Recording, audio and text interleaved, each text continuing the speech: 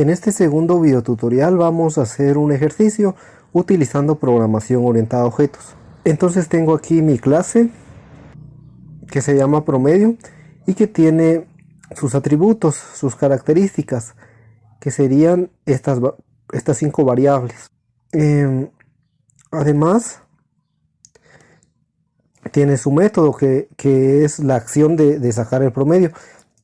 Voy a modificar esta variable a poner resultado, porque me va a dar error al momento de programar, porque recuerden de que no puedo tener dos nombres repetidos, dos nombres iguales. Tenía un nombre para método que se llamaba promedio y una variable que se llamaba promedio. Entonces aquí está mi clase, la idea de un objeto cuya acción es sacar un promedio y que tiene estos atributos, estas variables, ¿sí?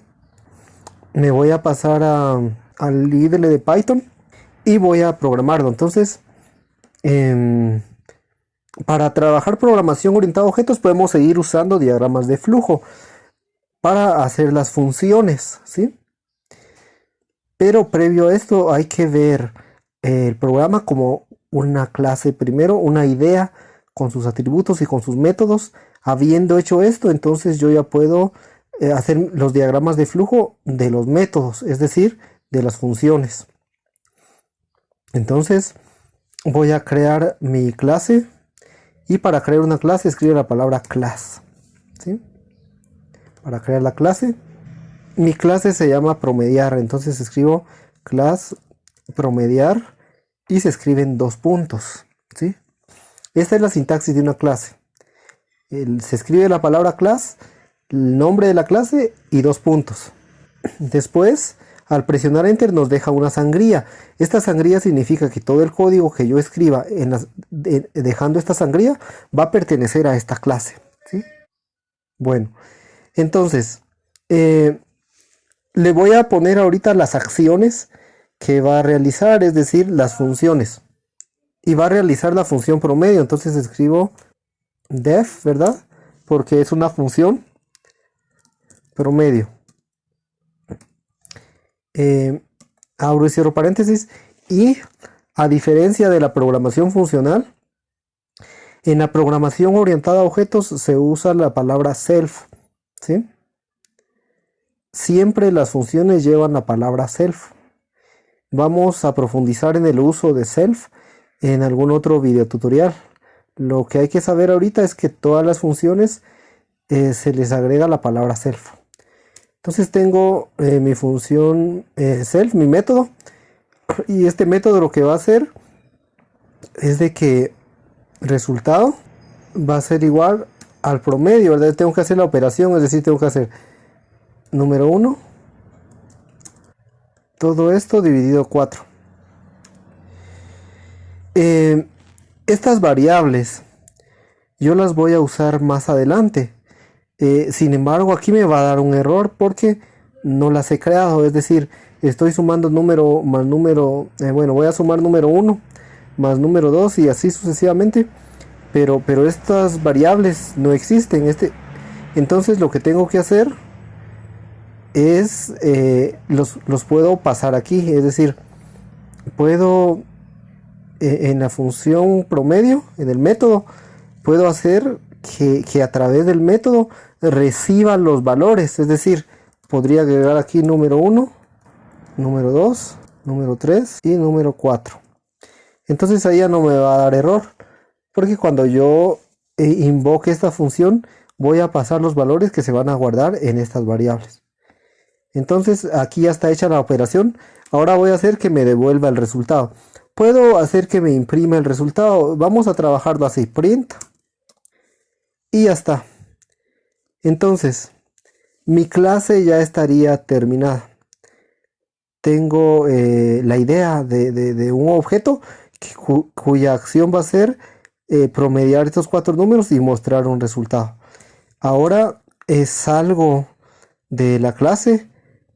Para salir, lo que tengo que hacer es regresar los topes de tabulación y dejarlo aquí. Entonces el código que yo escribo aquí ya no pertenece a la clase porque ya no está adentro de la clase, es decir, ya no está con sangría. Muy bien. El segundo paso para trabajar programación orientada a objetos. El segundo paso para trabajar programación orientada a objetos es crear un objeto. Entonces, el objeto se crea escribiéndole un nombre. Por ejemplo, operación o el nombre que ustedes quieran. Se escribe el signo igual y se pone el nombre de la clase, promediar. Y ahí está hecho mi objeto. Es decir, ahora la idea, el molde, la plantilla del programa ya me permitió generar un objeto que ya existe, así como lo vimos en el video anterior. Tengo otra ventaja aquí con la programación orientada a objetos, es de que yo puedo crear otro objeto.